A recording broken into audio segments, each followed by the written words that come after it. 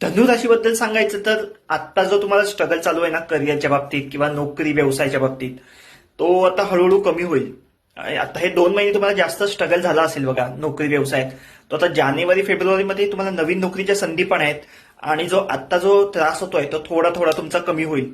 आता मी ढोबळमानाने सांगतोय, तुमची कुंडली काय सांगते त्याच्यावर सगळं अवलंबून आहे. तुमच्या कुंडलीत कशी दशा आहे, काय स्थिती आहे त्याच्यावर सगळं अवलंबून आहे. मी एक ढोबळमानाने सांगतोय.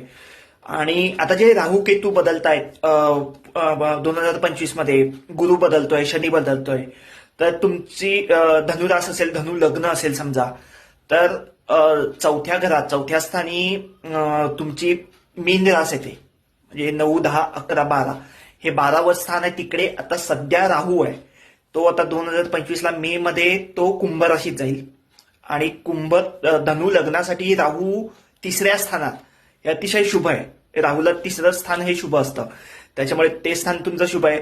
शनी आहे तो कुंभ राशीतून मीन राशीत येईल, त्याच्यामुळे तो 4थ्या स्थानी येईल तुमच्या. त्याच्यामुळे घरात थोडीशी कुरबुरी असतील, करिअरमध्ये थोडासा प्रभाव पडण्याची शक्यता आहे. लग्नाचे आणि संततीचे योग तुम्हाला आहेत. वैवाहिक आयुष्य पण चांगलं मिळेल तुम्हाला, जोडीदार चांगला मिळेल. त्याच्यामुळे धनुरास किंवा धनु लग्न असेल, हळूहळू चांगले दिवस येणार आहे. सगळं काही छान होणार आहे. All the best.